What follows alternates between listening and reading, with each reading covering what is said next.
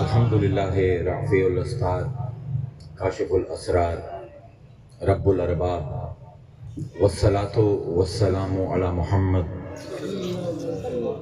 نور الانوار سید الابرار محبوبہ رب الغفار وعلی آلہ الطیبین والطاہرین واصحابہ المقربین المعظمین وأولیائہ العارفین الکاملین وامتہ مرحومین اجمعین سلم معظم الی یوم الدین اما بعد فاعوذ باللہ من الشیطان الرجیم بسم اللہ الرحمن الرحیم قال اللہ تبارک و تعالی عز وجل فی محکم کتابہ المبین القرآن الحکیم بسم اللہ الرحمن الرحیم لا اقسم بهذا البلد وانت حل بهذا البلد وولد وما ولد صدق اللہ العظیم وصدق رسولہ النبی الکریم ونحن علی ذلک لمن الشاہدین والشاکرین والحمد للہ رب العالمین. سلام بہادر خیر الانام.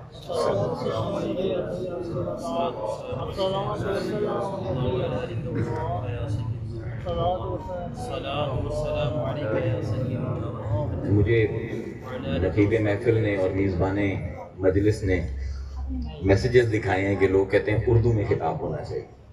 میری اردو تھوڑی سی مختلف ہے کیونکہ میں نے اردو کو بطور لسان پڑھا ہے تو شاید آپ کو تھوڑی سی نامانوس لگے. میں کوشش کروں گا جتنے آسان الفاظ میں بیان کر سکوں. پنجابی میں تو مجھے پتہ ہے مجموع کا مزاج کیا ہے کس طرح بیان کرنا ہے. اردو میں پھر وہ میرا اپنا تھوڑا سا فرق ہو جاتا ہے لہجہ.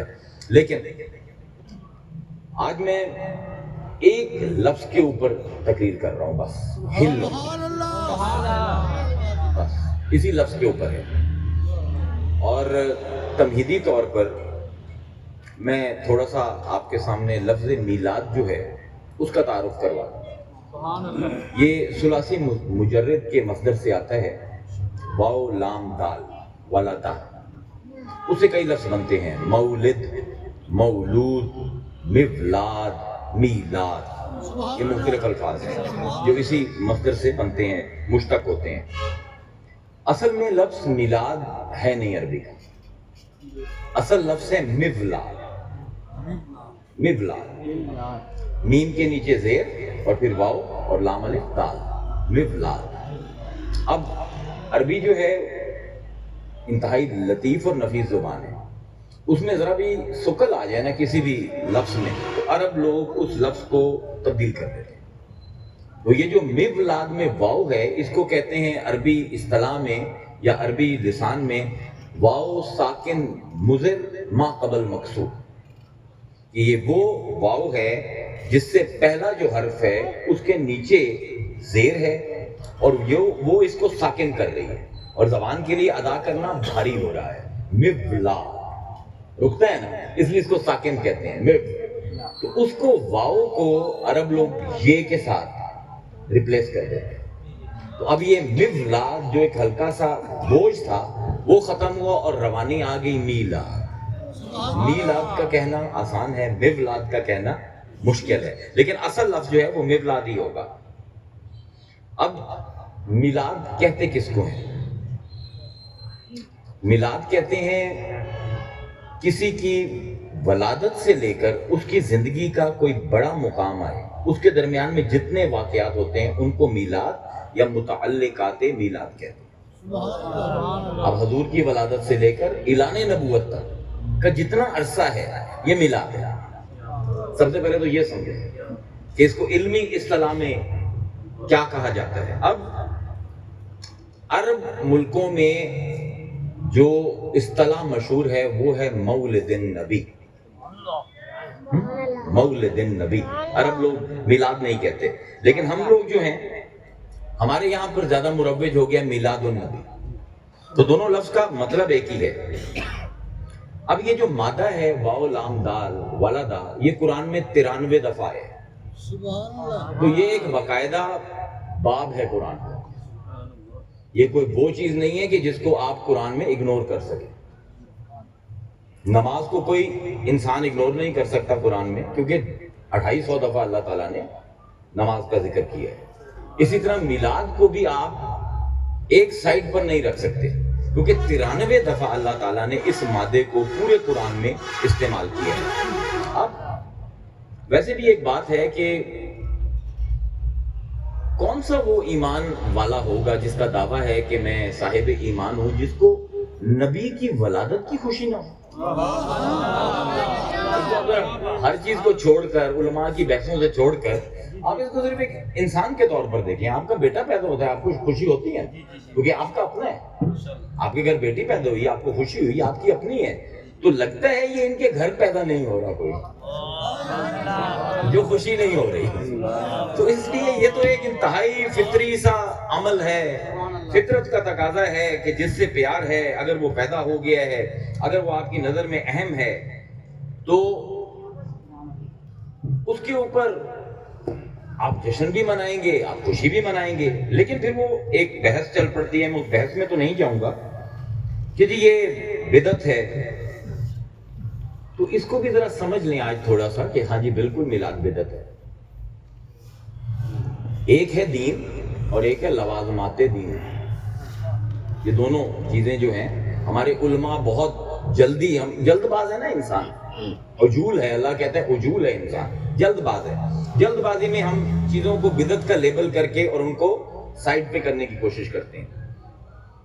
آپ کسی بھی مسجد میں چلے جائیں، جس بھی مکتبہ فکر کی ہو، آپ کو وہاں پر ایک گھڑی نظر آئے گی، اس کے اوپر لکھا ہوگا ظہر، مغرب، عشاء، فجر، ان کی ٹائمنگ لکھی ہوگی اور الارم لگے ہوں گے کہ جیسے ہی وہ ٹائم آیا اس نے بیپ بیپ کرنا شروع کر دی، مؤذن نے بٹن آن کیا اپنے ایمپلیفائر کا اور مائک کے اوپر کھڑا ہو کے اسپیکر کے ذریعے اذان دی۔ یہ گھڑی بھی بدعت ہے، یہ مائک بھی بدعت ہے، یہ جو بجلی آ رہی ہے یہ بھی بدعت ہے، اور وہ اسپیکر سے جو اللہ اکبر کی آواز آ رہی ہے وہ بھی بدعت ہے۔ حضور کے زمانے میں یہ کچھ بھی نہیں تھا، لیکن اسے کہتے ہیں لوازمات دین۔ اگر آج اونچے مینار پر بڑا لاؤڈ سپیکر لگا کر اللہ اکبر نہ کہا جائے، آبادیاں بہت بڑھ گئیں، کئی کلومیٹر کے طول و عرض میں پھیلے ہوئے ہیں شہر۔ یہ مدینہ کا چھوٹا سا قصبہ نہیں ہے کہ جس میں ایک بلال اذان دے گا اور پورا مدینہ سن لے گا۔ ان چیزوں کو کہتے ہیں لوازمات دین۔ یہ گھڑی بدعت ہے، لیکن یہ وہ بدعت ہے جس کی وجہ سے دین کے تقاضے پورے ہو رہے ہیں۔ اس لیے امام شافعی کے سامنے جب حدیث پڑھی گئی کہ کل بدعت ضلالہ، تو آپ نے فرمایا آگے سے کہ البدعت و بدعتان، بدعت دو قسم کی ہے، محمودۃ و مذمومۃ۔ ایک وہ ہے جو کہ ہونی چاہیے، قابل تعریف ہے، اور ایک وہ ہے جس کی کنڈیمنیشن ہر کسی کو کرنی چاہیے، وہ ہم سب سمجھتے ہیں۔ اب میلاد کا تذکرہ کیوں ضروری ہے بطور معاشرہ مسلمانوں کے لیے؟ کیونکہ آقا رحمت للعالمین ہیں، تو اس رحمت کا جتنا تذکرہ ہوگا اتنا ہی امت کو، معاشرے کو فائدہ ہوگا۔ آج اگر ہم اپنے معاشرے کا جائزہ لیں تو جتنا اخلاقی، معاشرتی، سیاسی، سماجی رشتوں کا انحطاط ہمارے معاشرے میں ہے، جو گراوٹ آئی ہے، اس کی کیا بنیادی وجہ ہے؟ کہ اخلاق محمدی کا فقدان ہے امت میں۔ اور وہ فقدان تب تک رہے گا جب تک آپ رسول کا ذکر خیر نہیں کریں گے۔ رسول کی سیرت کا ذکر کرنا اس امت کے تمام مردوں کی دوا ہے۔ لیکن اب مسئلہ یہ ہے کہ وہ کہتے ہیں جی میلاد کو ایک سائڈ پہ کریں، 40 سال کے بعد کی حضور کی زندگی کا تذکرہ لوگوں کو بتائیں۔ یہ اسی طرح ہے کہ کوئی بچہ استاد کے پاس جائے میتھمیٹکس پڑھنے اور استاد کہے کہ پہلی سے لے کر 10 تک جو عدد ہے یہ چھوڑ دو، ہم 11 سے شروع کرتے ہیں۔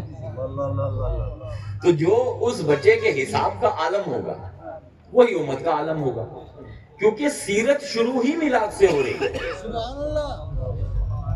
آپ کو پہلے 40 سال چھوڑ کے پورا ارتقاء مصطفیٰ صلی اللہ علیہ وآلہ وسلم کا چھوڑ کے آپ 41 سال کی عمر سے سیرت کو شروع نہیں کر سکتے۔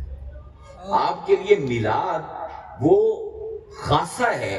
اور پھر ہم نے یہ میلاد کی جو محافل سجاتے ہیں، یہ ہم کیوں سجاتے ہیں؟ لیکن کوئی بھی عمل ہو اس کے پیچھے کوئی نہ کوئی محرک ہوتا ہے۔ محرک اس کو کہتے ہیں جو حرکت دے کسی چیز کو۔ آپ کوئی بھی عمل کریں اس کا کوئی نہ کوئی محرک ہوگا۔ آپ نوکری کرتے ہیں، محرک کیا ہے؟ پیسہ کمانا ہے، ضرورت ہے. آپ خواتین کے ساتھ گفت و شنید کرتے ہیں، کیوں کرتے ہیں؟ ٹیلی فون پہ، خواہش ہے، عورتوں کی صحبت اچھی لگتی ہے. ایسا ہی ہے نا. آپ سڑک پر جا رہے ہیں، کوئی آدمی ایک دم آپ کے سامنے گاڑی لے کر آئے، آپ اٹھ کے اس کو مار رہے ہیں، یہ بھی عمل ہے. اس کا محرک کیا ہے؟ جذبات. کبھی نظریات محرک بنتے ہیں، کبھی ضرورت محرک بنتی ہے، کبھی خواہش محرک بنتی ہے، کبھی جذبات محرک بنتے ہیں. لیکن ہر ایک عمل کے پیچھے کوئی نہ کوئی محرک ہونا چاہیے. انما الاعمال بالنیات. عملوں کا دار و مدار نیت پر، اور نیت کے محرک کئی سارے ہیں. ضرورت ہے، جذبات ہیں، نظریات ہیں، عقائد ہیں، آپ کے خواہشات ہیں. یہ سارے محرکات ہیں جو آپ کو کسی نہ کسی عمل پر مجبور کرتے ہیں. لیکن ہماری جو تربیت جدید فلسفے نے کی ہے نا پچھلے 200 سال میں، وہ یہ ہے کہ ہر عمل کے پیچھے محرک میری ہی ذات ہے، میں. یہ جدید دور کا المیہ ہے کہ ہر عمل کے پیچھے محرک میری ذات ہے. مجھے کیا ملے گا؟ 10 مہینوں کی لڑ ہے. ہماری اصل پرابلم یہ ہے کہ ہمارے ہر وقت اجر، ثواب، انعام، یہ جو بار بار ہر عمل کے پیچھے یہ محرک انسان لاتا ہے نا، یہ انسان کو اخلاقی طور پر تباہ کر دیتا ہے. انسان کوئی صحیح کام صحیح سمجھ کر کرتا ہی نہیں ہے. اس میں اپنی ذات کا فائدہ دیکھتا ہے تو کرتا ہے، اور وہ ظاہر آدمی ہے.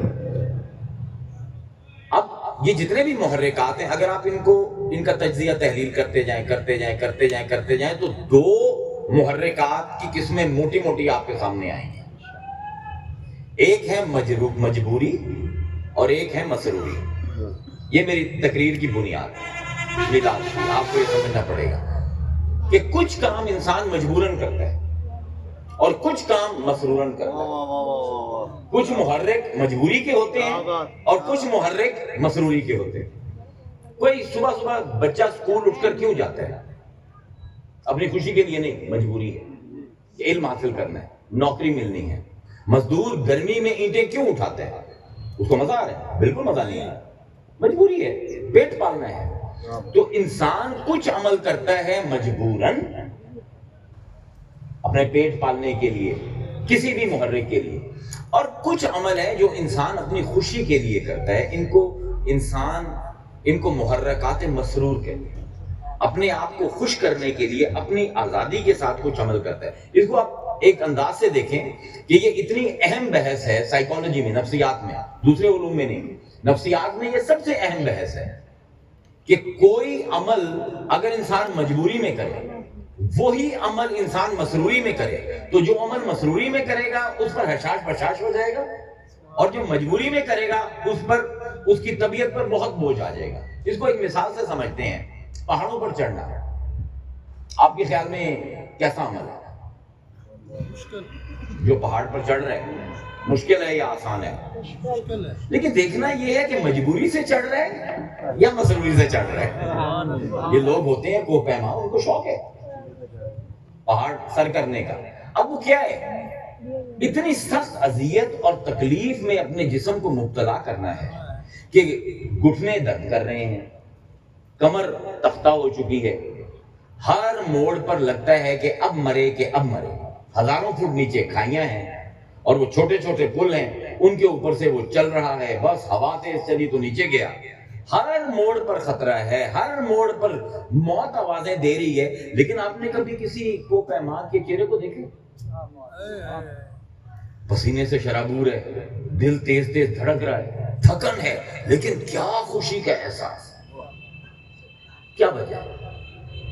عمل تو بہت سخت ہے، بہت مشقت ہے، بہت خطرناک کام ہے، پرخطر کام ہے.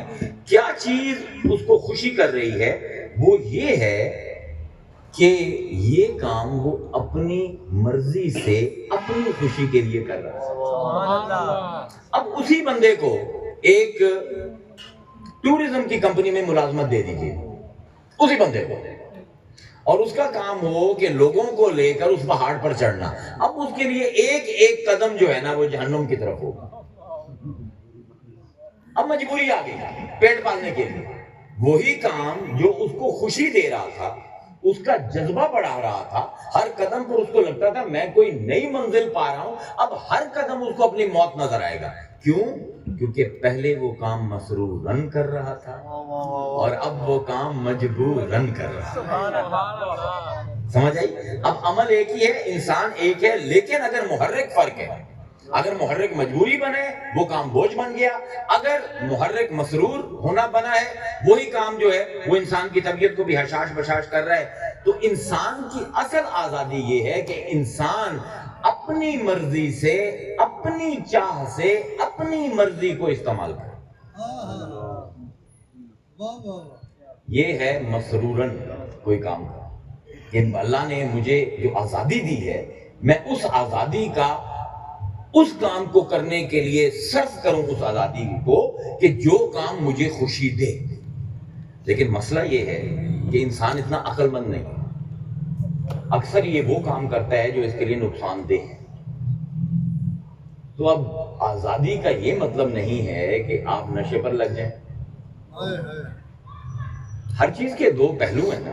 ہر چیز اب علم نفسیات سے ہم اخلاقیات کی طرف جا رہے ہیں. اگر ایک آدمی یہ سمجھتا ہے کہ کسی کو چھرا مار کے میرا دل بڑا خوش ہوگا تو اس کو اجازت دے دیں، نہیں دے سکتے. اس لیے علم الاخلاق میں 3 بنیادی ہیں اسلامی علم الاخلاق، کہ کوئی بھی عمل اپنے سرور کے لیے مسرورن اگر آپ کرتے ہو اس کے اندر 3 چیزوں کا ہونا ضروری ہے.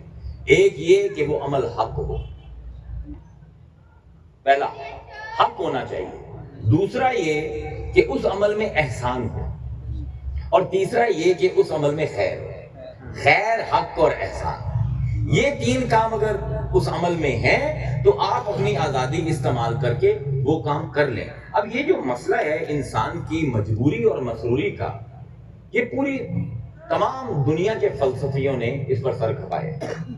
کیونکہ انسان جب بطور بچہ ایک ماں باپ کے گھر پیدا ہوتا ہے نا تو اسی دن سے اس کی زندگی آزاد بن جاتی ہے.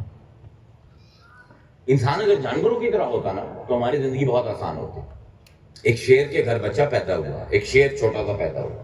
اب اس شیر نے اگر شیر کامل بننا ہے تو اس کو کیا کرنا ہے؟ اپنا دفاع کرنا سیکھ لے، لڑنا سیکھ لے، شکار کرنا سیکھ لے، بعد میں کوئی ایک زوجہ بنا لے، بچے پیدا کر لے. شیر کامل ہے. لیکن انسان کا مسئلہ یہ ہے کہ انسان کو اتنی آزادی دی گئی ہے کہ یہ اپنی آزادی کے قید خانے میں قید ہو کر رہ گئے. سبحان اللہ. انسان کا سب سے بڑا المیہ یہ ہے کہ دیگر جانوروں کی طرح اسے 2-4 کام نہیں کرنے پڑے. یہ چڑیا ہے نا، آپ کے گھروں میں گھونسلے بناتی ہے. آج سے 10,000 سال پہلے بھی چڑیا اسی طرح کے گھر بناتی، تنکے اکٹھے کرنے اور گول سا ایک بیضوی سا تنکوں کا گھر بنا لینا، پھر ایک چڑا چڑی مل کے بچے دے دینا، ان بچوں کو کھلانا اور پھر اڑ جانا، اور ایک دن بچوں نے بھی اڑ جانا. آسان کام ہے. لیکن آپ انسانوں کو دیکھیں، یہ گھر اور شکل کا ہے، اس گھر کا رنگ فرق ہے، اس کا ڈیزائن فرق ہے. یہ چڑیاں نہیں ہیں. جانوروں میں وہ ارتقاء کا، ترقی کا وہ تصور نہیں ہے جو انسان میں پایا جائے. تو ایک انسان کامل بننے کے لیے آپ کا صرف رزق روزی کمانا اور اس میں مہارت حاصل کرنا کافی ہے. ایک اچھے طرز تعمیر کا گھر بنا لینا، ایک خوبصورت سی لڑکی سے شادی کر لینا، بچے پیدا کر لینا، یہ کافی نہیں ہے. کیونکہ انسان کا دائرہ اختیار بہت زیادہ ہے. جو جانور ہے نا یہ اپنی شریعت سے ایک لمحہ بھی منہ نہیں اٹھا سکتا. شیر کی شریعت میں اللہ نے لکھ دیا گوشت کھائے گا، گوشت ہی کھائے گا، ٹماٹر نہیں کھائے گا. بکری کی شریعت میں لکھ دیا کہ گھاس چرے گی، وہ گھاس ہی چرے گی، گوشت نہیں کھائے گی. اللہ تعالیٰ نے شیر کی شریعت میں لکھ دیا کہ بہادری سے حملہ کرے گا، ڈرے گا نہیں. اور گیدڑ کی شریعت میں لکھ دیا ہر چیز سے ڈرے گا. ایسا ہی ہے نا. اب گیدڑ کبھی شیر کی طرح بہادری نہیں دکھائے گا، اور شیر کبھی گیدڑ کی طرح بزدلی نہیں دکھائے گا. شیر جو ہے وہ کبھی بکری کی طرح میں نہیں کرے گی، اور بکری جو ہے وہ شیر کی طرح کبھی دھاڑے گی نہیں. شیر اپنی تمام طاقت کے باوجود سانپ کی طرح زہریلا نہیں ہوگا، ہے نا؟ شریعت ہے جانوروں کی، آپ انسانوں کی شریعت پڑھتے ہیں، آئیے آج جانوروں کی شریعت کا درس ہے۔ شیر اپنی تمام طاقت کے باوجود زہریلا نہیں ہوگا، اور سانپ اپنے تمام زہر کے باوجود شیر کی طرح جست کر کے حملہ نہیں کر سکتا۔ لیکن انسان چاہے تو شیر کی طرح بہادر ہو جائے، چاہے تو گیدڑ کی طرح بزدل ہو جائے، چاہے تو وہ زہر اپنے اندر پیدا کرے کہ سانپ بھی شرما جائے، اور چاہے کہ وہ میں کرے کہ بکری کو اپنی میں بھول جائے۔ اب کیونکہ دائرہ اتنا وسیع ہے، آزاد اتنا کر دیا گیا انسان کو، تو اب انسان کے لیے مسئلہ یہ ہے کہ کرے تو کیا کرے، مجبوراً کرے یا مسروراً کرے۔ جانوروں کی شریعت میں صرف مجبوری ہے، کوئی مسروری نہیں ہے۔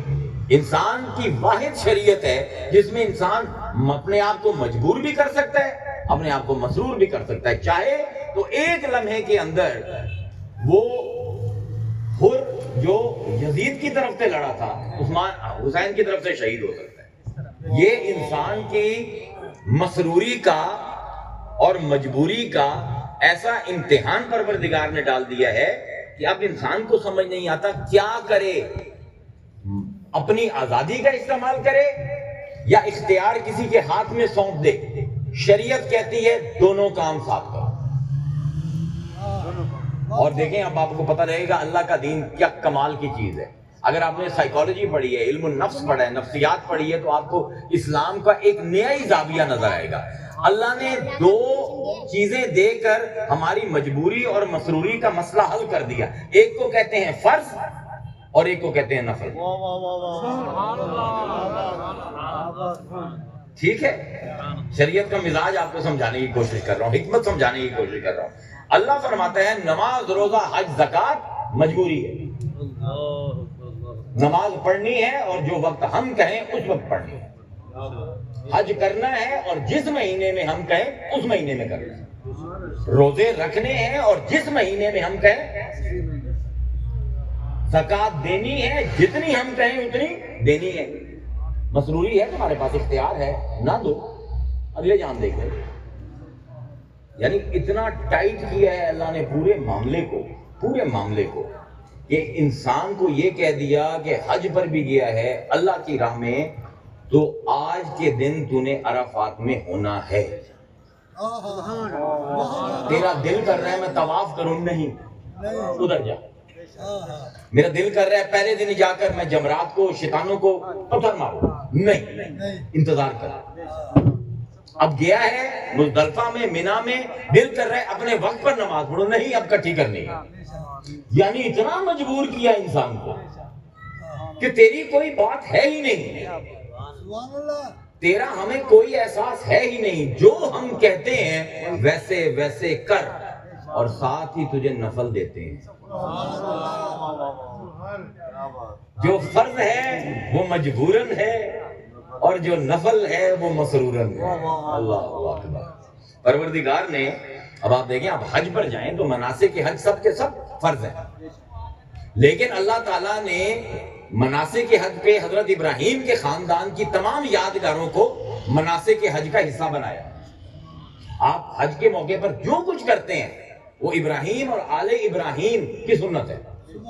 صحیح کریں گے ان کی زوجہ محترمہ کی سنت ہے، طواف کریں گے تو وہ گھر ابراہیم کا بنایا ہوا ہے، جمرات میں جا کر پتھر ماریں گے تو وہ بھی ماں کی اور بیٹے کی اور ان کے خامند کی، بی بی حاجرہ کے، ان کی سنت ہے۔ عرفات پہ جائیں گے وہ بھی ان کی سنت ہے۔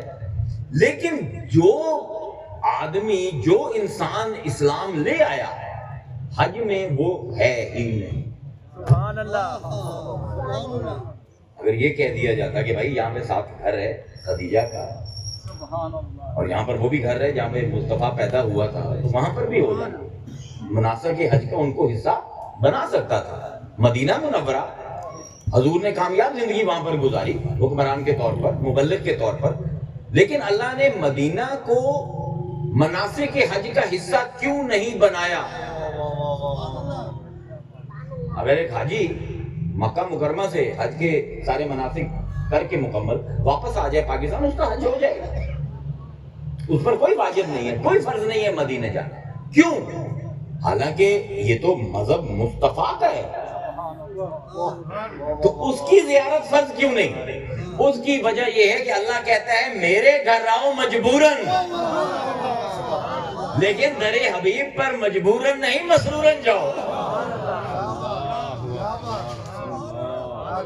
یہ منطق ہے دین کے پیچھے. اس لیے اللہ تعالیٰ بہت پسند کرتا ہے جب انسان اس کو محبت کرتا ہے، لیکن پورے قرآن میں فرض نہ کی اپنی محبت. یہ بتا دیا والذین آمنوا اشد حبا للہ، جو لوگ ہم پر ایمان رکھتے ہیں وہ ہم سے ٹوٹ کر محبت کر رہے ہیں، لیکن حکم نہ دیا کہ تم بھی ہم سے محبت کرو، کیونکہ محبت مجبوری نہ بن جائے، مسروری رہے.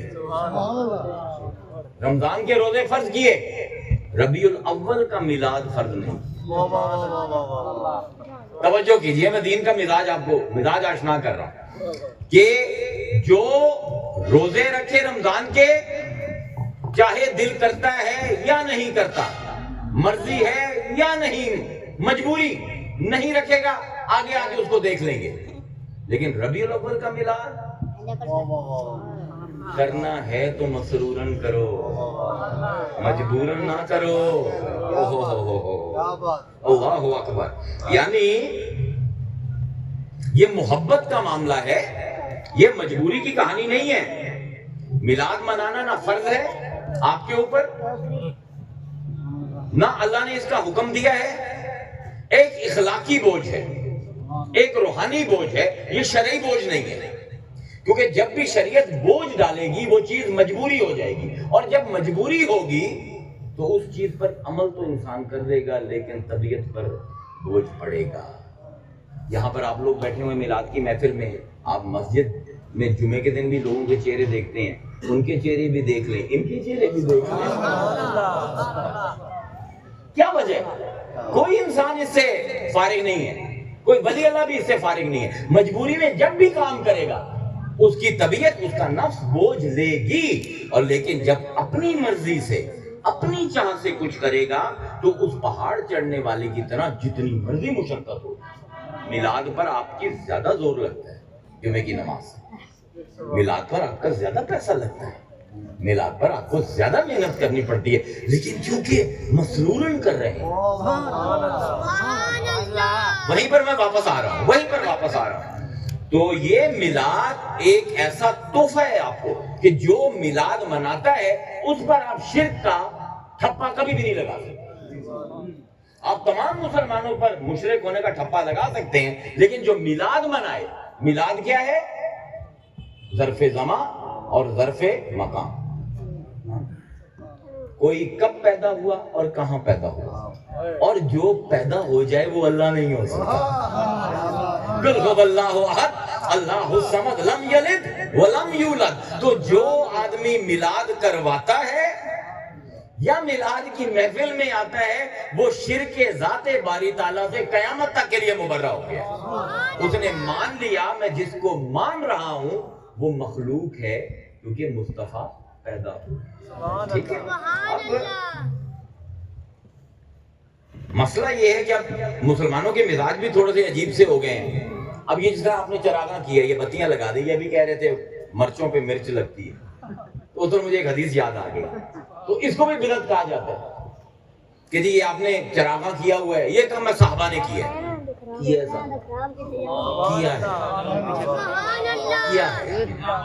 آپ نے حدیثیں پوری نہیں پڑھی.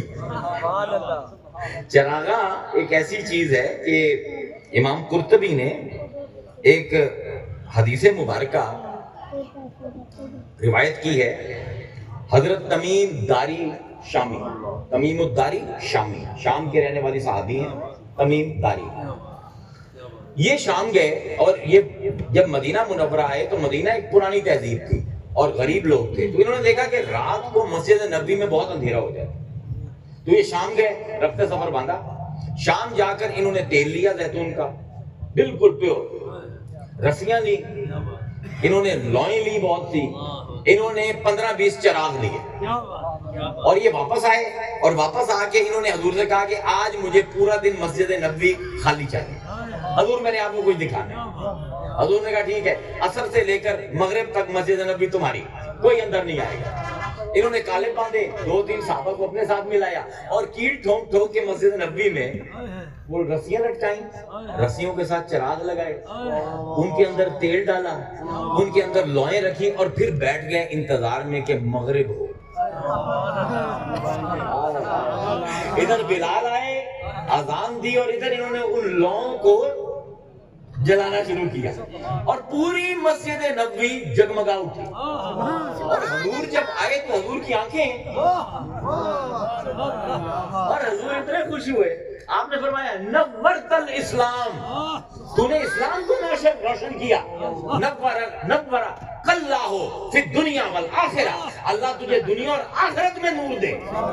اللہ تو نے اسلام کو چمکایا، تو نے اسلام کی مسجد کو روشن کیا، اللہ تیرے چہرے کو دنیا میں اور آخرت میں دونوں جگہ روشن کرے۔ اور پھر عجیب بات آپ نے فرمائی، آپ نے فرمایا کہ لو اندی بنت،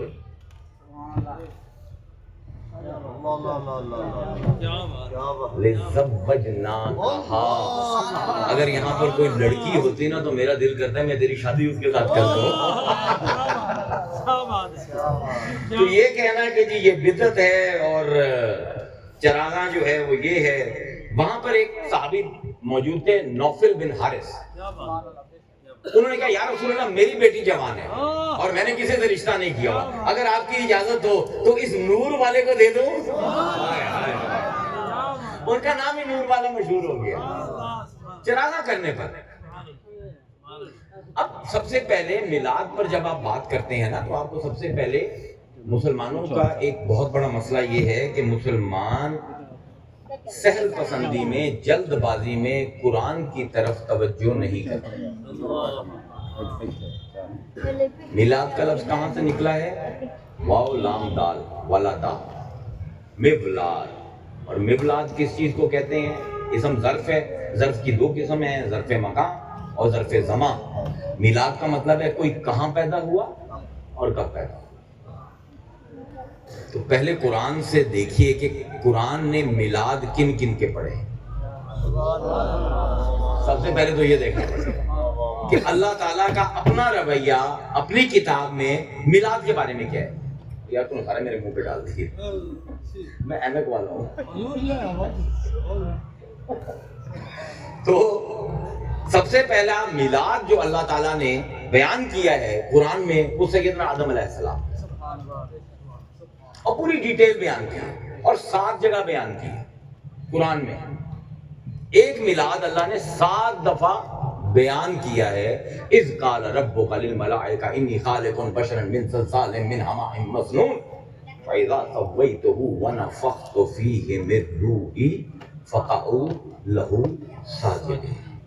میں اپنے ہاتھوں سے کیچڑ لے کے اور پانی لے کے اور ایک مورت بنا رہا ہوں، اور جب میں اس میں روح پھونک دوں، اب جب روح پھونکی تو میلاد ہو۔ ٹھیک ہے۔ اور اللہ نے مجلس میں کیا کیا؟ میلاد کی مجلس میں سب کے سب سجدہ کرو۔ فقعو، فے آتا ہے تیزی کے لیے، یہ وقوع آدم کی آنکھیں کھلنے سے پہلے ہو۔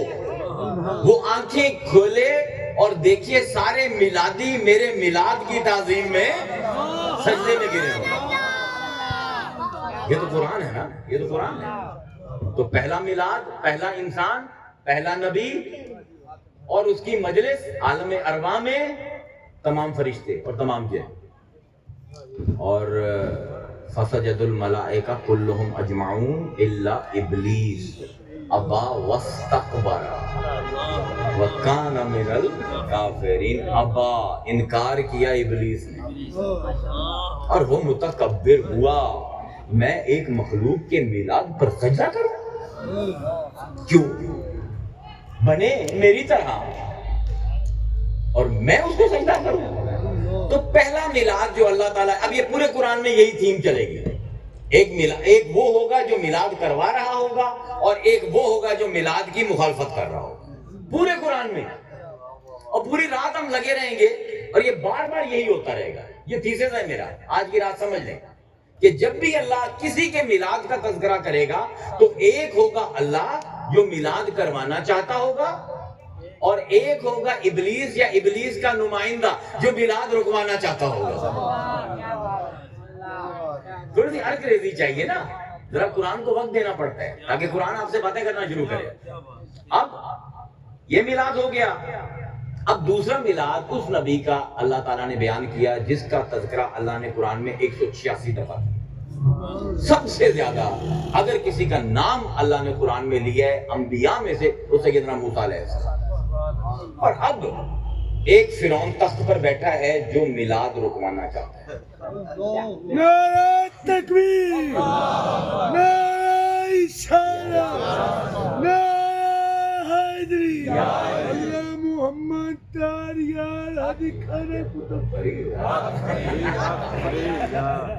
اب دیکھیں ایک فرعون ہے جو تخت پر بیٹھا ہے. نجومیوں نے کہا ہے کہ ایک بچہ پیدا ہونے والا ہے بنی اسرائیل میں جو تیری حکومت کا خاتمہ کرے گا. اس نے حکم کر دیا ہر بچہ جو بھی نیلی آنکھوں والا سنہری بالوں والا بنی اسرائیل میں پیدا ہو اس کی گردن کاٹ کر میرے سامنے سر رکھ. تو میلاد کون رکوا رہا ہے؟ کسی کو شک ہے کہ فرعون بے ایمان ہے یا ایماندار ہے؟ کسی کو شک نہیں ہے نا, بے ایمان ہے اور بہت بڑا بے ایمان ہے. اللہ فرماتا ہے حضرت موسیٰ سے وَإِذْ أَوْحَيْنَا إِلَىٰ أُمِّكَ يَا موسیٰ, موسیٰ ہم نے جو تیری ماں پر وحی کی تھی آج تجھے سناتے ہیں. میلاد کا تذکرہ کب ہو رہا ہے موسیٰ سے؟ جب موسیٰ 42 سال کی عمر کی. آج ہم تجھے بتاتے ہیں موسیٰ کہ ہم نے تیرے میلاد پر تیری والدہ سے باتیں کیا کی تھی. اللہ اکبر. میلاد کا تذکرہ کرنا بعد میں اللہ کی سنت ہے, اللہ کی سنت ہے. فرمایا آپ تجھے بتائیں ہم نے تیری ماں سے کیا بات کی. انک ذفیہ فی التابوت, جب ڈر گئی تیری ماں ہم نے کہا ہم تابوت, جبرائیل کو حکم دیا درخت کاٹ جنت کا اور تابوت سکینہ بنا, اور وہ تابوت رکھا گیا موسیٰ کی ماں کے سامنے اور کہا گیا بچے کو اس تابوت میں پھینک دے. فَقْذَفِيهِ فِي الْيَمِّ, اور کسی عام لہر میں نہیں, جو سب سے اونچی لہر آئے نا دریا کی جس میں موت یقینی نظر آئے اس تابوت کو اس میں پھینک. یم ہر موج کو نہیں کہتے, یم اس موج کو کہتے ہیں جس کا نتیجہ موت ہو, جو اتنی اونچی ہو سیلاب کی لہر کہ سب کچھ بہا کر لے جائے. اس کو تو تابوت میں ڈال, تابوت کو جو طوفانی لہر تجھے نظر آئے تو یعنی اس کے اندر ڈال دے.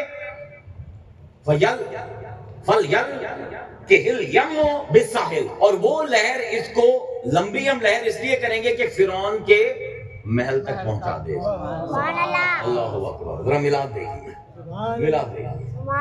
اور یہ اس کو ساحل تک پہنچا دے گا.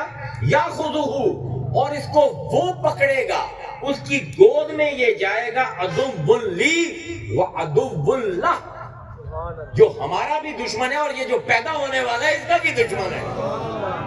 اللہ نے فرمایا میلاد روکتا ہے میرے نبی کا, میں اس کی گود میں اسی نبی کو پلوا دوں گا. اللہ اکبر. تو یہ آدم کا میلاد تھا اور یہ موسیٰ کا میلاد تھا. لیکن کہیں کہیں اللہ تعالی کیا کرتا ہے کہ ڈیٹیلنگ شروع کر دیتا ہے میلاد کی, برتھ پروسیس کو بیان کرنا شروع کر دیتا ہے. یہ عجیب سی بات ہے. اللہ تعالیٰ نے میرے جسم کے بارے میں قرآن میں کچھ نہیں کہا, پر آدم کے پورے جسم کا نقشہ کیا, میں نے کیا کیا لیا اس میں, کیسے گوندا اس کو, کیسے اس کو میں نے متوازن کیا, کیا کیا کیا. موسیٰ کے میلاد کے اوپر پورا وہ قصہ جو ہے تابوت کا اور اس کو فرعون کی گود میں دینے کا وہ بیان کیا. اور پھر اللہ تعالیٰ نے حضرت عیسیٰ کا جس طرح میلاد منایا ہے. تیسرا کریکٹر سارے ہم نہیں رکھ سکتے یار, 5-6 ہی کافی ہے, میرا مدعا حل ہو جائے گا. تو اب حضرت عیسیٰ کے بارے میں اب آپ جانتے ہیں کہ بن باپ کے پیدائش, یعنی اللہ یہ بتا رہا ہے میں میلاد کروانا چاہوں نا مجھے باپ کی بھی ضرورت نہیں ہے.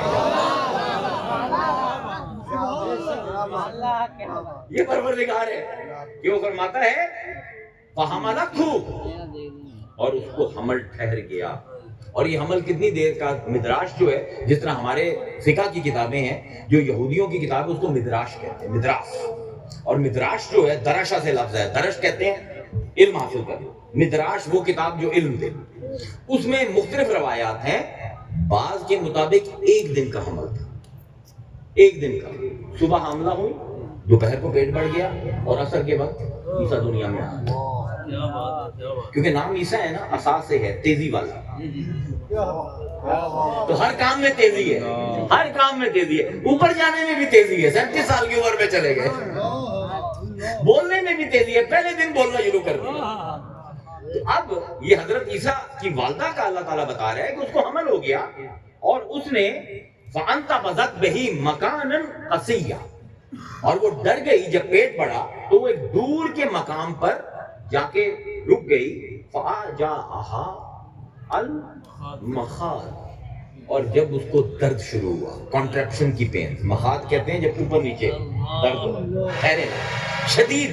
جب اس کو پینز آف پین ہوئی نا ڈیلیوری کی، اِلَى جَذْعٍ نَخْلَةٍ، تو وہ جا کر بیچاری بچی چھوٹی سی، وہ زیادہ سے زیادہ 18-17 سال، اور وہ جا کر اس نے جڑ پکڑ لی کھجور کے درخت کی. اس درد کی وجہ سے قالت یا لیتنی، اور کہنے لگی مٹو، کاش کہ اس دن سے پہلے میں مر گئی. ایک کماری ہے، 17-18 سال کی ہے، اور ہے بھی بیت المقدس کے لیے مختص، مجاور ہے، ایک ہی حجرے میں رہتی ہے، اور اتنے بڑے نبی کی بھانجی ہے. اور اب یہ تہمت اور یہ الزام کہ یہ کیا ہوا؟ تو کہنے لگی کاش کہ میں مر جاتی قبل ھذا، اس سے پہلے کہ یہ حمل مجھے ٹھہرتا. وَكُنْتُ نَسِيًّا مَنْسِيًّا، اور کاش مجھے کوئی جانتا ہی نہ، کاش پیدا ہوتی اور پیدا ہوتے ہی مر جاتی. یہ دن تو نہ دیکھنا پڑتا. فَنَادَاهَا من تحتها، جیسے ہی اس کے دل میں آیا کاش میں مر جاتی، اللہ کہتے ہیں ہم نے نیچے سے آواز دی اس کو. اللہ اکبر. غیر نبی کو اللہ خود آواز دے رہا ہے، نبی نہیں ہے مریم. غیر نبی میلاد کا معجزہ دیکھیے کہ اللہ کہتا ہے کہ اسی وقت فناداها من تحتها اللہ تحزنی، اور ہم نے کہا مریم بالکل غم نہ کھا. قد جعل ربکی تحتکی سریا، ایک تازہ پانی کا چشمہ ہم نے تیرے پیروں کے نیچے سے چلا دیا ہے. اللہ اکبر، اللہ اکبر. ڈیٹیل دیکھ رہے ہیں، پیدائش کی ڈیٹیل، پیدائش کی ڈیٹیل. اور پھر اللہ فرماتا ہے وَحُزِّي إِلَيْكَ بِجِذْعِ النَّخْلَةِ، اور یہ جڑ جو تو نے پکڑی اس کو ہلا تو ساکت، اور اس سے گرے گی علیکا، تیرے پر، رطبا جنیہ، پکی ہوئی کھجوریں. اب دن ہیں سردیوں کے، موسم بھی نہیں ہے کھجور کا. اللہ کہتے ہیں چاہے نظر آتی ہیں لگی ہوئی یا نہیں تو ہلا دے، اور ہم کھجوریں لگا بھی دیں گے اور پکا بھی دیں گے. اور کتنی ایک طاقت ہوتی ہے. آج آپ کا جو پہلوان ہے وہ بھی کھجور کو ہلائے نا تو کھجوریں نہیں گریں گی، اوپر چڑھنا پڑتا ہے. اللہ کہتا ہے میلاد والی کی وہ طاقت ہے کہ جو کام 1000 پہلوان مل کر نہ کر سکیں، تو بس ایک دفعہ ہلا صحیح. ہلانا تیرا کام، کھجوریں پھینکنا ہمارا کام. اللہ اکبر. تیرے پاؤں کے نیچے سے چشمہ ہے، تیرے اوپر کھجوریں گریں گی. فَقُلِي وَاشْرَبِي، تو کھا بھی اور پی بھی. وَقُرِّ عَيْنَا، اور اپنی آنکھ ٹھنڈی کر عیسیٰ کو دیکھ کر. کھا ان کھجوروں سے جو بے موسم گری ہیں، اور پی اس چشمے سے جو ہم نے تیرے پاؤں کے نیچے سے چلا دیا ہے. اور دیکھ عیسیٰ کو اور آنکھ ٹھنڈی کر اپنی. فَإِمَّا، اور اگر تو دیکھے، تَرَيِنَّ مِنَ الْبَشَرِ أَحَدٍ، تجھے کوئی بندہ نظر آئے اور وہ تجھ سے بات کرنا چاہے، فَقُولِي إِنِّي نَذَرْتُ لِلرَّحْمَنِ صَوْمًا، تو اسے کہے کہ میں نے اللہ کا روزہ رکھا ہوا. فَلَنْ أُكَلِّمَ الْيَوْمَ إِنسِيًّا، اور آج میں کسی سے بات نہیں کروں گی، یہ میرا روزہ ہے. فَأَتَتْ بِهِ قَوْمَهَا، پھر وہ اس بچے کو لیے اپنی گود میں اپنی قوم کے پاس. اور قوم کون ہے؟ مولوی بیت المقدس. تب بھی مولویوں نے شور مچایا تھا, اب بھی مولوی شور مچاتے ہیں. قرآن قیامت تک جو ہے جو باتیں کرے گا وہ بدلے گی نہیں. فَأَتَتْ بِهِ, اور وہ آئی اس کو لے کر, قومہا, اپنی قوم کی طرف, تحملہ, اس کو پکڑے ہوئے, قالوا یا مریم لقد جئتی شیئا فریا, یہ کیا سرکشی اور یہ کیا طوفانی حرکت تو نے کر دی, یہ کیا بغاوت تو نے کر دی ہمارے خاندان اور بیت المقدس کی حرمت کے خلاف, کہ کنواری ہے اور بچہ تیرے پیٹ میں. اب وہ مولانا صاحبان یہ نہیں پوچھ رہے کہ بھائی کل شام کو تو تیرا پیٹ بالکل ٹھیک تھا, تو یہ کون سا میلاد ہے کہ صبح شروع ہوا اور عصر کے وقت بچہ بھی پہ لے کر جیب آ گئی. مطلب جب علماء نے کچھ چیزوں کو نظر انداز کرنا ہو نا, جس طرح میلاد کا پورا باب ہی نظر انداز ہو گیا, سوال ہو رہے ہیں میلاد منانا درست ہے یا نہیں, اور قرآن منائی جا رہا ہے میلاد, منائی جا رہا ہے میلاد, منائی جا رہا ہے میلاد. اب کہا کہ یہ تو نے کیا سرکشی کا طوفان برپا کر دیا, اور کہنے لگے یا اخت ہارون, اے ہارون کی بہن. ہارون تمثیل ہے, یہ آپ کو اب مدراش پڑھنی پڑے گی. ہارون جس طرح کسی, ہم کہتے ہیں نا کہ یار انہیں جی میں غوث الاعظم ہو گئے, کہتے ہیں نا یار یہ تو اس طرح ہے جس طرح کوئی فرشتہ ہو. تو ہارون ایک اسم تھا.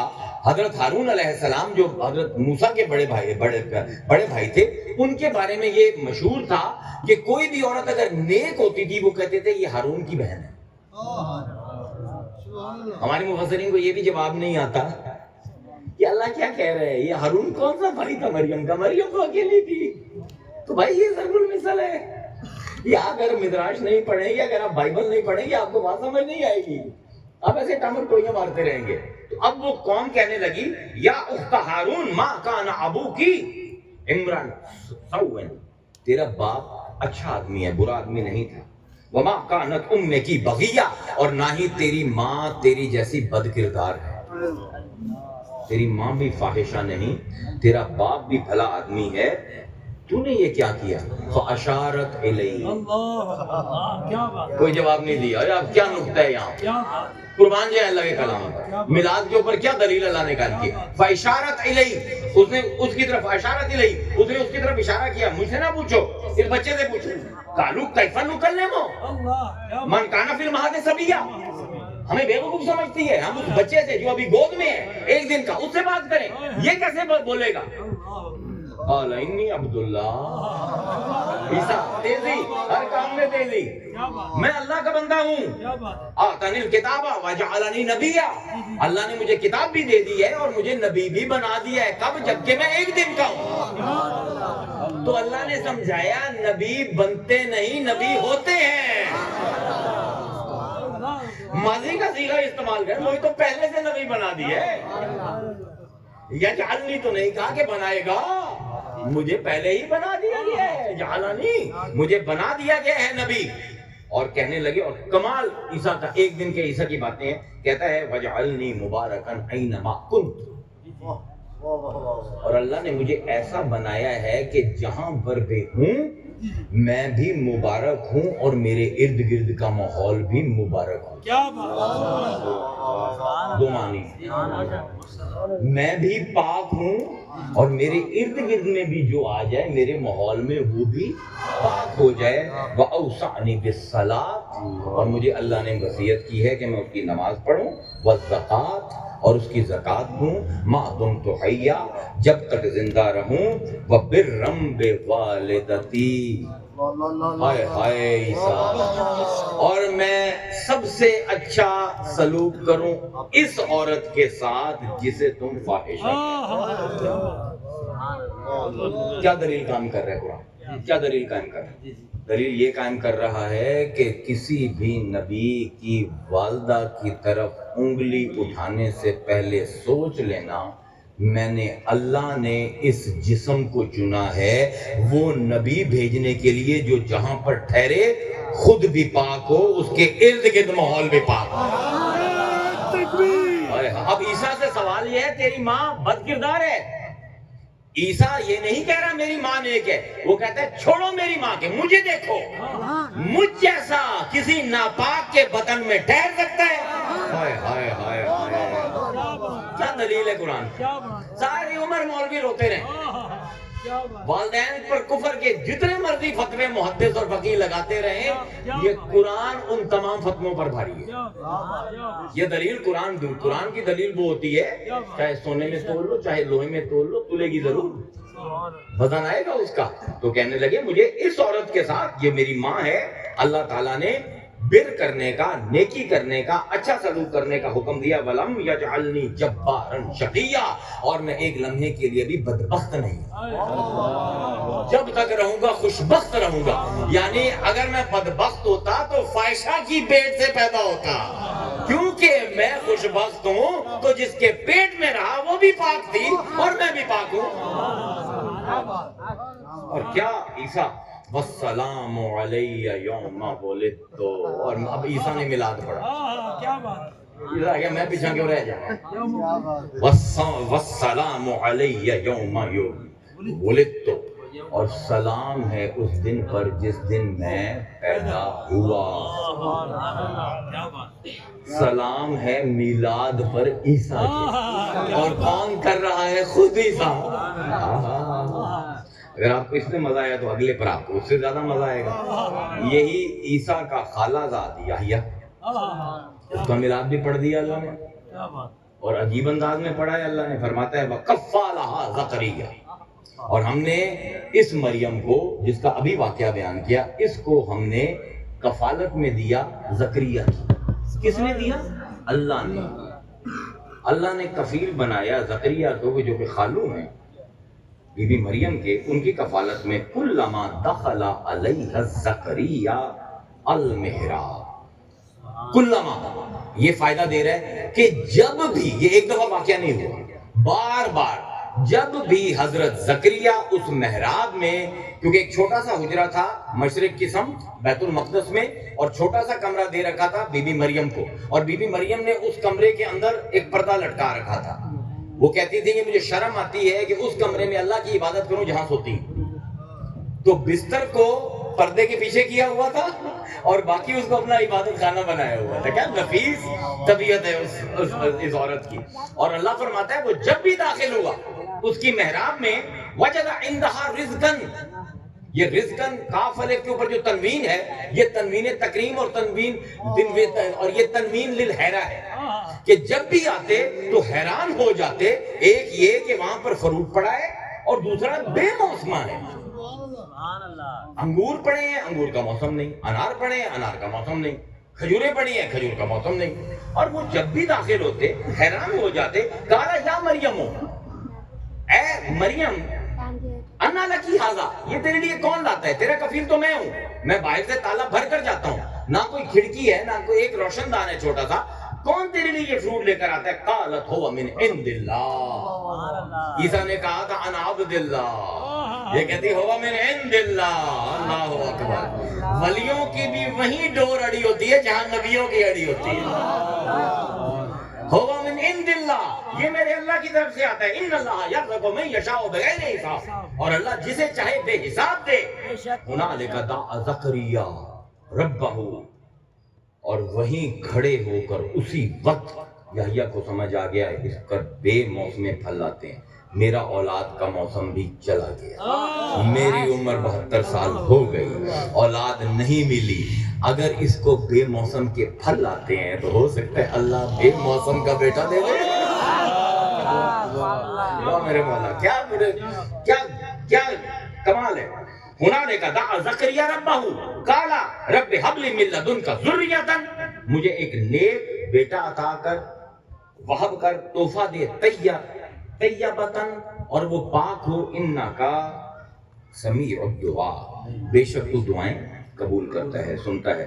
فنادتہ الملائکۃ وہو قائم یصلی فی المحراب، اور ابھی وہ محراب میں کھڑا ہی تھا، اسی وقت فوراً فے آتا ہے تیزی کے لیے، فوراً فنادته الملائکۃ وهو قائم یصلی فی المحراب، ابھی محراب میں کھڑا ہی تھا کہ فرشتوں نے آواز دی ان اللہ یبشرک بیحییٰ، اللہ تجھے خوشخبری دیتا ہے تیرا یحییٰ ہوگا تیرے پیٹ سے، اور وہ کیا ہوگا؟ مصدقا بکلمات من اللہ، اور جو اللہ کی طرف سے کلمے اترتے ہیں یہ ان کی تصدیق کرے گا۔ کلمہ کون سا اترا ہے؟ عیسیٰ۔ تصدیق کرے گا یحییٰ، اللہ اکبر، سیدن، اور یہ ہوگا بھی سردار، وہ حصورا، عورتوں سے دور رہے گا، عورتوں کے قریب نہیں آئے گا، نبیًا، اور نبی ہوگا، من الصالحین، نیک نبیوں میں سے۔ قال رب انا یکون لی غلام وقد بلغنی الکبر، پروردگار میرے ہاں بچہ کیسے پیدا ہوگا، میں تو بوڑھا ہو گیا، وامرأتی عاقر، اور میری بیوی بانجھ ہو گئی، وہ بھی بوڑھیا میں بھی بوڑھا۔ قال کذالک اللہ یفعل ما یشاء، اللہ جب میلاد منانے پر آئے تو کوئی ہے اس کو روکنے والا؟ کہہ رہے ہیں ہوگا تو ہوگا۔ تو یہ کہانیاں قرآن کی ختم ہی نہیں ہوں گی، اور تو اور اللہ نے ولیوں کے میلاد پڑھ دیا، نبیوں کو چھوڑیں، اللہ نے قرآن میں اولیاء کے میلاد پڑھ دیے۔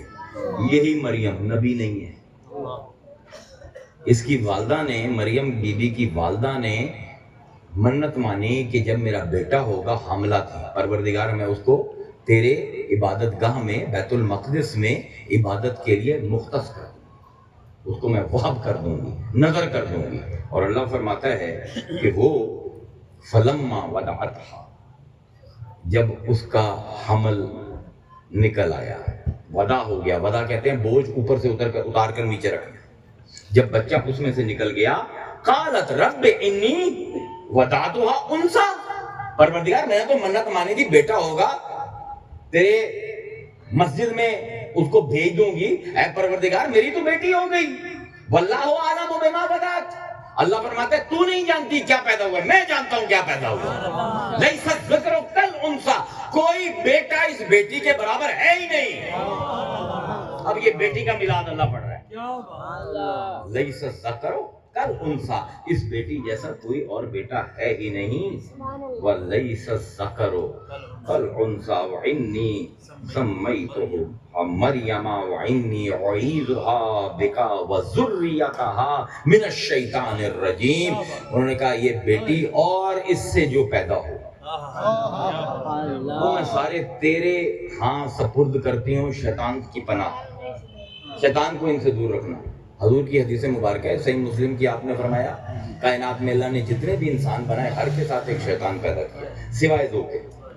پوچھا وہ کون ہے؟ فرمایا ایک مریم اور ایک اس کا بیٹا، شیطان ہی نہیں ہے۔ اللہ اکبر، کیونکہ انہوں نے یہاں پہ اللہ نے کہا تھا کہ تجھے شیطان سے ہم نے پناہ دے دی، انہوں نے دے دیا تھا۔ اب اسی مریم کی حجرے میں کھڑے ہو کر حضرت یحییٰ کی بشارت ملی ہے مریم کے خالو کو، اور خالی بشارت نہیں ملی بلکہ ساتھ آواز آ رہی ہے وَسَلَامٌ عَلَيْهِ يَوْمَ وُلِدَ، یحییٰ سلام ہے اللہ کا اس دن پر جس دن تو پیدا ہوا۔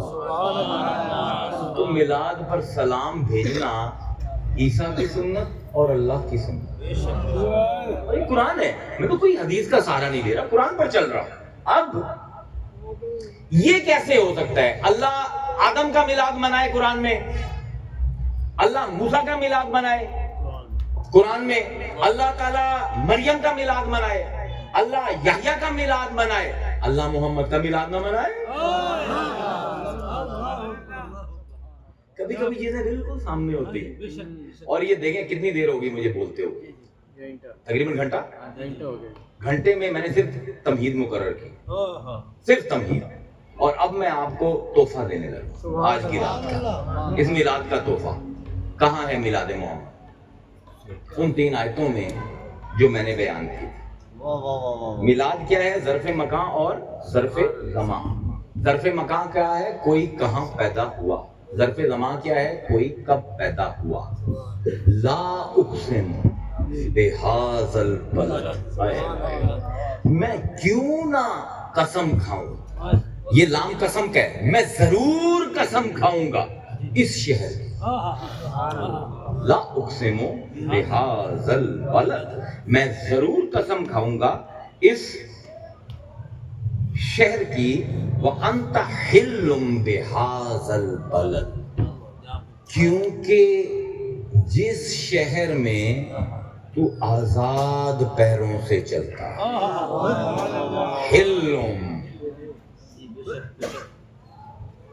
حلم کس کو کہتے ہیں عربی؟ اسی سے لفظ حل سے نکلتا ہے حلال، حرمہ سے نکلتا ہے حرام، حلال و حرام، حلال وہ ہے جس میں آزادی ہے، اس کے ساتھ جو مرضی کرو مسرورن، اور حرام ہے جس کے قریب مت جانا مجبورن۔ واپس آئی نا تقریر 360 ڈگری واپس آئی نا۔ حلم کہتے ہیں آزاد کر دینا۔ اب اب یہ ہے نا جس طرح آپ حرم کعبہ ہے، ہم اس کو کہتے ہیں مسجد الحرام، اور اس کے ارد گرد کی زمین کو کہتے ہیں ارض حل۔ کیوں کہتے ہیں؟ کیونکہ حرم کے احاطے میں آپ اپنی بیوی سے تعلق قائم نہیں کر سکتے، پابندی ہے، مجبور ہے انسان حرم کے اندر، حرم سے جیسے نکلا چاہے اپنی بیوی کو جب بھی ڈال لے، اب وہ حلال ہے اس کے لیے۔ میں یہ آپ کو ذرا سمجھانا چاہ رہا ہوں کہ اللہ کہنا کیا چاہ رہا ہے۔ وَأَنْتَ حِلٌّ بِهَذَا الْبَلَدِ، اے مصطفیٰ ہم قسم کیوں نہ کھائیں اس شہر کی کہ اس شہر میں ہم نے تجھے آزاد پیروں سے چلتا ہوا بنایا۔ اب مسئلہ یہ ہے کہ جس معاشرے میں حضور پیدا ہوئے ہیں اس معاشرے میں کاغذ نہیں، اور بہت کم لوگ پڑھے لکھے ہیں، پورے مکہ میں غالباً 17-18 لوگ ہیں جو لکھ سکتے ہیں۔ اب اس معاشرے میں ڈاکومنٹیشن نہیں ہے تو کیسے پتہ لگے گا حضور کب پیدا ہوئے؟ ظرف مکان تو ہو گیا، لا اقسم بہذا البلد، مکہ میں پیدا کیا تجھے، قسم کھاتے ہیں، یاد رہے قوم کو، لیکن تو کب پیدا ہوا اس جاہل معاشرے کو کیسے یاد رہے؟ ہمارا اپنا معاشرہ لے رہے ہیں، آج سے 30 سال پیچھے چلے جائیں، میرے والد کو میری والدہ کو کوئی پتہ نہیں تھا کہ وہ کب پیدا ہوئے، بالکل نہیں پتہ تھا۔ بلکہ ہمارے جو بزرگ ہوتے تھے نا، میں ان سے پوچھا تھا یار تم کب پیدا ہوئے، تو وہ ان میں سے کوئی ایک آدھا کہتا تھا اور یہ سال روٹیاں پہیاں ہیں نا، اور سال جمع آنسو، یعنی جب 14 اگست 1947 کو جو واقعات ہوئے تھے، لوٹیاں لوٹا گیا تھا جب سکھوں اور ہندوؤں کو اور وہاں پر مسلمانوں کو، جب کوئی جاہل معاشروں میں بڑا واقعہ ہوتا ہے نا تو اس کے ارد گرد کے واقعات جو ہیں وہ یاد رہتے ہیں، وہ بھولتے نہیں کبھی۔ تو اللہ کیا کر رہا ہے؟ ظرف زمان کیسے قائم کر رہا ہے؟ عربوں کو کہاں پر یاد رہنا تھا؟ یہ آپ نے جتنی یہ ڈیٹ آف برتھ آپ نے حضرت بی بی فاطمہ کی، حضرت علی کی، یہ ساری بوگس ہے، خود بنی ہوئی ہیں۔ حضور کی ڈیٹ آف برتھ بھی نہیں پتا، 12 ربیع الاول ہے، وہ کہتا ہے 17 ربیع الاول ہے، کیونکہ ڈاکومنٹیشن نہیں ہے۔ لیکن اللہ نے ایک عجیب سا انتظام کیا۔ وہ کیا کیا کہ جس طرح ہمارے یہاں پر لوگوں کو لوٹیاں، اب جس طرح یہ سیلاب آیا ہے نا، تو اگر یہ جاہل معاشرہ ہوتا نا آج سے 10 سال بعد کہتے ہیں یار یہ ادھر پانی بڑا آیا، یہ ادھر نہیں گل ہے۔ اللہ نے کیا کیا؟ اللہ نے ایک ایسا واقعہ کر دیا جو عربوں نے کبھی سوچا بھی نہیں تھا۔ اور وہ واقعہ کیا ہے کہ صحرا میں اونٹ اور گھوڑے تو پائے جاتے ہیں، کبھی صحرا میں ہاتھی بھی ہو۔ أَلَمْ تَرَ كَيْفَ فَعَلَ رَبُّكَ بِأَصْحَابِ الْفِيلِ أَلَمْ يَجْعَلْ كَيْدَهُمْ فِي تَضْلِيلٍ وَأَرْسَلَ عَلَيْهِمْ طَيْرًا أَبَابِيلَ تَرْمِيهِمْ بِحِجَارَةٍ مِّن سِجِّيلٍ فَجَعَلَهُمْ كَعَصْفٍ مَّأْكُولٍ۔ اللہ نے کیا کیا؟ ابراہا کے دل میں ڈالا کہ اللہ کا گھر گرا دے، اور اس نے کہا عبرت بنانی ہے، افریقہ سے ہاتھی منگاؤ۔ عربوں نے کبھی ہاتھی دیکھا ہی نہیں تھا۔ اللہ کہتا کہ میں بھول سو میرے محبوب دی پیدائش، میں تھوڑے نالوں کرن لگیا جو کدے ہوئے ہی نہیں۔ افریقہ سے ہاتھی یمن آئے، اور یمن سے وہ 15-20 ہاتھی ابراہا لے کر خانہ کعبہ پہنچا اور اللہ نے کہا کہ یاد رکھو گے مصطفیٰ کا میلاد؟ اس دن کے 50 یا زیادہ سے زیادہ 60 دن بعد حضور پیدا ہوئے۔ یہ پرانی عرب شاعری میں حضرت عبد المطلب کے جو آپ کو اشعار ملیں گے اس میں یہی ہے کہ 2 مہینے عام الفیل میں اس واقعے کے 2 مہینے بعد پیدا ہوا، کیونکہ اس جاہل معاشرے میں اور کوئی طریقہ نہیں ہے ظرف زمان کو کنٹرول کرنے کا۔ تو اللہ نے کہا میں ان کو وہ شوق دوں گا کہ یہ ساری عمر یاد رکھیں گے کہ دیکھ رہے ہیں بدو اور قریشی سردار، صحرا ہے، ریت ہے، 10,000 کی فوج ہے ابرہا کی، اور سامنے ایک جن کا جن ہاتھی کھڑا ہوا ہے خانہ کعبہ کے سامنے۔ الم تر کیف فعل ربک باصحاب الفیل، کیا تو نے نہیں دیکھا اے محمد کہ ہم نے ہاتھی والوں کے ساتھ کیا کیا؟ کیوں؟ تاکہ یہ کبھی نہ بھولیں، اور اگر کوئی کسر رہ گئی وَأَرْسَلَ عَلَيْهِمْ طَيْرًا أَبَابِيلَ، ہم نے پرندے بھیجے ابابیل۔ ابابیل ایک فارمیشن کو کہتے ہیں، پرندے جب اڑتے ہیں نا ہوا میں ایک فارمیشن میں اڑتے ہیں، یوں اور یوں، یوں اور یوں۔ تو یہ جھنڈ کے جھنڈ کروڑوں پرندے ہیں چھوٹے چھوٹے، اور یہ فارمیشن کے اندر جس طرح ڈرون آتے ہیں، یہ اللہ کے ڈرون ہیں، اور ترمیہم بحجارۃ من سجیل، جس طرح گھڑا بنا کر اس کو توڑا جائے تو اس کا جو ٹھیکرا نکلے گا اس کو سجیل اس کو کہتے ہیں۔ اب وہ دیے گئے ان کے پنجوں میں، ایک اس پرندے کے دائیں پنجے میں اور ایک بائیں میں۔ دائیں پرندے میں جو تھا اس میں نام لکھا ہوا ہے فوجی، اور جو بائیں پنجے میں اس میں لکھا ہوا ہے ہاتھی کو مارنا ہے، گھوڑے کو مارنا ہے یا خچر۔ اللہ نے فرمایا بھول کے دکھاؤ میلاد مصطفیٰ کا، تھوڑی ایسی تھی تیسی۔ اور اب وہ جب پرندے آئے اور جب مار دیے سارا قاسم معقول، سارے بھوسے کی طرح کھائے ہوئے، بھوسے کی طرح جس طرح جانور چر گئے ہوں، سارے تباہ ہو گئے، تو بعد میں قریشی حیران ہوئے کہ ہاتھی کے سر سے جو کنکر نکل رہا ہے اس پر لکھا ہوا ہے فیل، جو گھوڑے کے سر سے نکل رہا ہے اس پر لکھا ہوا ہے فرس، اور جو انسان اور فوجی کے سر سے نکل رہا ہے وہاں پر بھی اس کا نام لکھا ہوا ہے۔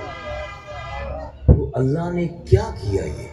اب سوال جو ہے جو اہم ترین ہے وہ یہ ہے کہ کیا اللہ نے یہ سارا انتظام کعبے کو بچانے کے لیے کیا؟ یہ وہی کعبہ نہیں، یہ طوفان نوح میں غرق ہو گیا اور اس کا نام و نشان بھی مٹ گیا، تو پہلے نہیں بچایا تو اب کیوں بچا رہے؟ بھائی سیدنا جبرائیل کو آسمان سے اترنا پڑا اور سیدنا ابراہیم کو ساتھ لے جا کر دکھایا کہ یہاں پر کعبہ ہوتا تھا، اور ان کو 2-3 فٹ کھدائی کرنی پڑی تب جا کے ان کو بنیاد نظر آئی۔ تو اللہ نے تو پہلے بھی اپنا گھر مٹنے دیا تھا، اور تب تو بت بھی نہیں تھے اس کے اندر، اب تو بت بھی ہیں، تو اللہ کیوں بچائے گا اپنے گھر؟ کیا اللہ گھر کو بچا رہا ہے یا کسی اور گھر کو بچا رہا ہے؟ کیا اللہ اپنا کعبہ بچانا چاہتا ہے یا امام المرسلین کی حرمت کو بچانا؟ یہ سوال ہے جو مسلمانوں کو کرنا پڑے گا، ورنہ سورہ بلد سمجھ نہیں آئے گی۔ بھائی کعبہ تو پہلے بھی مٹا، کوئی پرواہ نہیں ہوئی، لیکن اب کچھ ایسا ہو رہا ہے، کعبے میں بت شکن آ رہا ہے، ماں کے پیٹ میں ہے، 8 مہینے 7 مہینے ہو چکے ہیں، اور اگر ابراہا آئے گا اور مکہ کو فتح کرے گا تو تمام عورتیں کیا بن جائیں گی؟ لونڈیاں، اور مصطفیٰ کی حرمت اور عزت کو داغ نہ لگے۔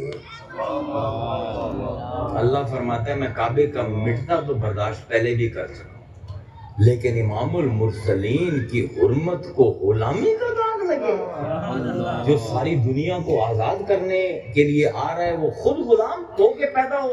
نہیں، مجھے ہاتھی بھی لانے پڑے تو میں لاؤں گا۔ اور ویسے بھی میں آپ کو بتاؤں، ایک عام مومن بھی کعبے سے اس کی حرمت زیادہ ہے۔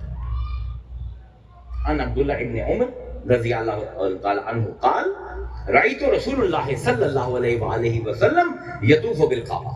حضرت عبداللہ ابن عمر فرماتے ہیں کہ میں نے دیکھا حضور کعبے کا طواف کر رہے ہیں، وَيَقُولُ اور کہہ رہے ہیں مَا أَطْيَبَكِ وَأَطْيَبَ رِيحَكِ، کیا کمال کا ہے تو، کیا خود شاندار ہے تو، اور کیا شاندار خوشبو ہے تیری. مَا أَعْظَمَكِ وَأَعْظَمَ حُرْمَتَكِ، تو کتنا بڑا ہے اور تیری عزت کتنی بڑی ہے. وَالَّذِي نَفْسُ بِمُحَمَّدٍ بِيَدِهِ لِحُرْمَةُ الْمُؤْمِنِ أَعْظَمُ عِنْدَ اللَّهِ حُرْمَةً، لیکن اللہ کی آنکھوں میں مومن کی حرمت تیری حرمت سے زیادہ ہے. اب داغ لگے گا مصطفیٰ کی حرمت کو جو امام المومنین ہے. اگر ابرہہ قبضہ کر جائے گا مکے پر تو آمنہ بی بی ہو جائے گی لونڈی، اور مصطفیٰ غلام کے گھر پیدا ہو. اللہ کہتا ہے نہیں، ہم اب لا اقسم بہذا البلد، ہم اس شہر کی قسم کھاتے ہیں. وانت حل بہذا البلد، اور کیا مصطفیٰ ہم نے انتظام نہ کیا کہ تو آزاد رہے. ہائے ہائے ہائے ہائے، ہم نے اپنا کعبہ بھی بچایا اور تیری آزادی بھی بچائی. تو آج کھلے پیروں جو مکے میں پھر رہا ہے، مکے والوں کو یاد کرا، اگر میں ماں کے پیٹ میں نہ ہوتا تو یہ کعبہ گیا تھا. اللہ اکبر. یہ پیغام ہے، یہ ظرف زمان اور ظرف مکان. وَوَلَدٍ وَمَا وَلَدٍ، اور قسم ہے مجھے جو جنتا ہے اور اس کی جو جنا دیا ہے. حضرت عبداللہ کی اور حضور کی قسم، اللہ نے یہ میلاد پڑھ رہا ہے اللہ تعالیٰ، اور میلاد کے لیے ہاتھی ایکسپورٹ کر کے سعودی عرب لا رہا ہے، اور وہ ڈرون چڑیوں کی شکل میں بھیج رہا ہے تاکہ کسی کو شک نہ رہے کہ مصطفیٰ کی عزت و حرمت بچانے کے لیے اللہ کیا کیا معجزات. ان تمام معجزات کو ارحاس کہتے ہیں اصطلاحی زبان میں. ارحاس، الف رے اے الف سوال. ارحاس وہ تمام واقعے ہیں جو نبی کی ولادت سے پہلے ہوتے ہیں. ولادت کے بعد جو ہوتا ہے وہ سارے متعلقات میلاد ہوتے ہیں، اور پھر نبوت شروع ہوتی ہے جب نبی اعلان کرتا ہے اپنی نبوت کا. تو اب یہ مصطفیٰ وہ ذات ہے، جس طرح عیسیٰ نے کہا میں جہاں پاؤں رکھوں وہ جگہ مبارک ہو جاتی ہے. تو کیا پیارے اشعار ہیں. کہتے ہیں ولد فی مکہ، وہ مکہ میں پیدا ہوا. فاصبحت مکرمۃ، مکہ مکہ تھا، مکہ مکرمہ نہیں تھا. مصطفیٰ تو پیدا ہوا اور مکہ کو مکرمہ کر دیا. اللہ اکبر. ولد فی مکہ، تو مکہ میں پیدا ہوا. فاصبحت مکرمۃ، اور اس کو تو نے مکرم کر دی ہے. وعاش فی المدینہ، اور پھر تو نے رہائش اختیار کی مدینہ میں. فاصبحت منورۃ، مدینہ مدینہ تھا لیکن اب مدینہ منورہ ہو گیا. تو کہتا ہے اے میرے محبوب دخل قلوبنا، داخل ہو جا ہمارے دلوں میں. فاصبحت مطہرۃ، اور ہمارے دلوں کو پاک کر دے، کیونکہ جس طرح عیسیٰ کہتا ہے میں جہاں ہوں ہر چیز پاک ہو جاتی ہے. مصطفیٰ اگر تو ہمارے دلوں میں آ گیا تو ہم بھی پاک ہو جائیں گے. اللہ. تو یہ ایک تعریف بھی. اور اب میں اپنا ایک پرسنل واقعہ آپ کے سامنے. میں کوئی کمپوزر نہیں ہوں، نہ کوئی شاعر ہوں اتنا، لیکن کبھی کبھی ایک جوش آ جاتا ہے. میں ایک دن کئی سال پہلے مدینہ منورہ بیٹھا ہوا تھا، سبحان اللہ، اور جہاں پر وہ چبوترا ہے اصحاب صفا کا، وہاں پر بیٹھا ہوا تھا. تو کسی نے یہ نعت شریف میرے ہاتھ میں پکڑا، پتہ نہیں کون تھا، اور میں نے وہاں پر اس کی کمپوزیشن کی سامنے حضور کے روضے کے بعد. میں نے اب یہ تقریر جو کی ہے کہ اتنی عشق میں ڈوبی ہوئی مسروری کی تقریر تھی، تو میں نے کہا کوئی انتہائی پرسنل سی چیز آپ کے ساتھ شیئر کی. یہ میں نے پہلے آج سے 8-10 سال پہلے ایک دو دفعہ کہیں مجموعے میں پڑھی تھی، پھر میں نے نہیں پڑھی. آج مجھے یاد آیا، میں نے کہا یار یہاں پر یہ بنتی ہے. تو یہ نعت شریف کے چند اشعار اور پھر اجازت. امید ہے آپ کا شعور میں کوئی نئی چیزیں آئی ہوں. میلاد قرآن میں کیا ہے، اللہ نبیوں کے میلاد مناتا کیسے ہے، پھر ان کا ذکر کیسے کرتا ہے. اپنے مصطفیٰ کے میلاد کے اوپر پوری صورت اللہ نے، یہ پوری صورت حضور کے میلاد پر آئی ہے، اس کے ظرف مکان اور ظرف زمان کو سمجھانے کے لیے ہمیں. اور جب یہ بات سمجھ آتی ہے تو اصحاب صفا کے چبوترے کے اوپر بیٹھ کر سامنے حضور کی جالیاں تھیں، اور میری آنکھوں سے آنسو تھے اور ہچکیاں تھیں، اور ساتھ ساتھ یہ طرز نکل رہی تھی کہ کیا یا رسول اللہ، جب بھی میری ہو سنگے در تمہارا یا رسول اللہ، جبھی میری ہو سنگے در تمہارا یا رسول اللہ، یہی ہے ایک جینے کا سہارا یا رسول اللہ، جبھی میری ہو سنگے در تمہارا یا رسول اللہ، تم ہی ہو بے سہاروں کا سہارا یا رسول اللہ، تم ہی ہو بے سہاروں کا سہارا یا رسول اللہ، تمہیں کو میرے دکھی دل نے پکارا یا رسول اللہ، دکھا دو اپنا چہرہ پیارا پیارا یا رسول اللہ، دکھا دو اپنا چہرہ پیارا پیارا یا رسول اللہ، خدا کا جیتے جی کر لوں نظارہ یا رسول اللہ، شہنشاہ ملک جنوں بشر اولیاء اللہ، شہنشاہ ملک جنوں بشر اولیاء اللہ، سبھی کا تیرے ٹکڑوں پر گزارا یا رسول اللہ، زمانہ چھوٹ جائے خلق روٹھ جائے تو مجھے کیا غم،